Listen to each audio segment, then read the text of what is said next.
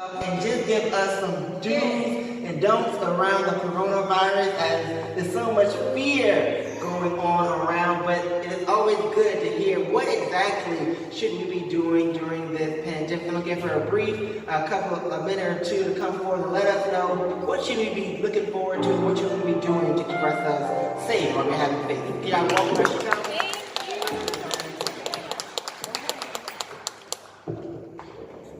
Good morning, McCarty. Good morning. For those who don't know me, I'm Dr. Savannah Kimball. I'm an OBGYN at USC. So while everyone has been home quarantined, I still have to go to work every day and see all the sick people. So I know the news is a little bit frightening with talking about the coronavirus and calling it a pandemic. And this past week, the biggest changes have happened with closing down schools, extending spring break, closing the NBA, and all of these different things. But the biggest thing to understand is that all of these things are happening to mitigate risk. They're not seeing that a really bad thing is happening currently, but they're trying to mitigate something terrible from happening. So the increase in the virus in China and in Italy is something that they're trying to prevent everywhere else across the world.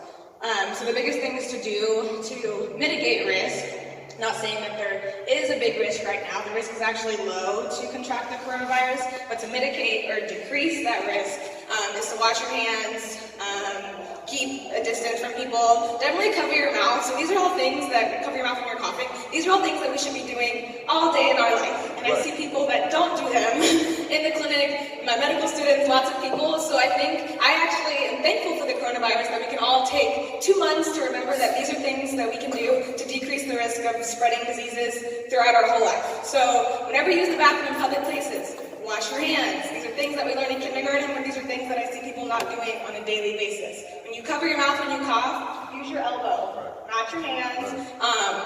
Those are the things that can decrease the risk. Try to avoid touching your face. That's the biggest thing that I'm working on, because you try to think and do lots of things. Avoid touching your face, because the mucous membranes is where the virus can enter in your body and multiply and do all those things. One other thing that I like to tell people that don't really understand infectious diseases is the coronavirus and the flu are different, but the flu is something that we're all familiar with. We have an annual vaccine for the flu, and the flu is a virus that we've been living with our entire life. The flu actually kills 1,700 people worldwide a day. Okay? The news isn't talking about that, and I like to just talk about the data and not the feelings and the fear and everything, but the flu is killing 1,700 people a day. Worldwide, annually, your whole life. So it's important to get the flu vaccine, but it's also important to understand the numbers. So the coronavirus has killed about 6,400 people since the beginning of it in December, November timeframe. So 6,400 is about 4 days of the flu in the world. So I just want you to understand that we still have diseases everywhere that are killing people. And you just need to understand that coronavirus is a new one that we need to be aware of, but there's still other viruses that are important. So when everything starts opening back up and when it becomes the flu season again, next fall, it's still important to get your flu vaccine, wash your hands, cover your mouth, and do all those things your entire life. Okay? Amen. Amen. That all makes sense? Yeah. Great. Thank you, Dr.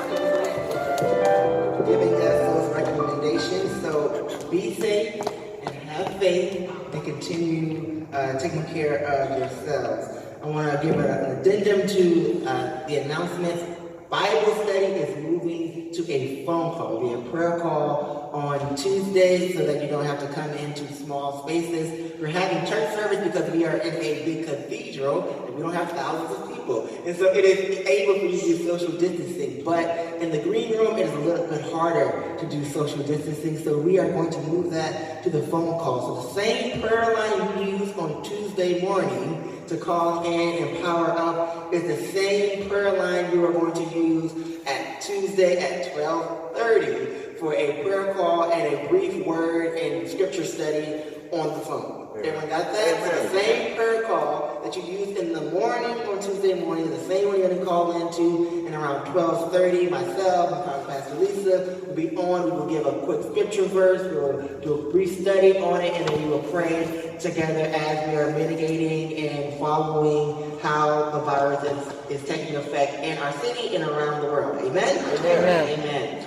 Also for the wedding next week, Claire and I are so very excited to be getting married next Saturday. We are pushing ahead, and we are going to do it safely. So we want to reiterate that everyone in the church is invited to come to the wedding. If you are part of a vulnerable population, if you are older adult, or if you are sick, or if you are a baby and your immune system isn't fully developed, we are not expecting you to come to the wedding. We want you to be safe and still have faith. We are reducing the number of people at the wedding. So previously, you may have heard we was planning this big, gigantic wedding that would fill the sanctuary and fill out into the streets. We aren't doing that anymore.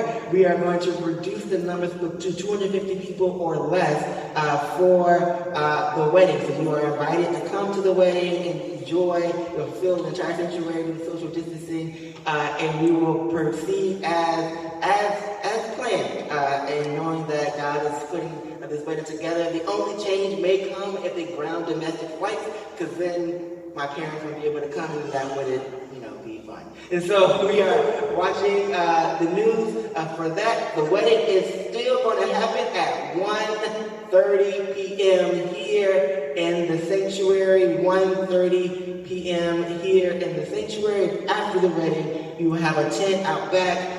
So you can have some great dessert. We got 5 different types of cake and all types of stuff for you to come and taste and enjoy the wedding. Amen? Amen. Amen. Well, at this time, it is time for us to take offering this morning. So if you will, prepare your offering. We're going to ask at least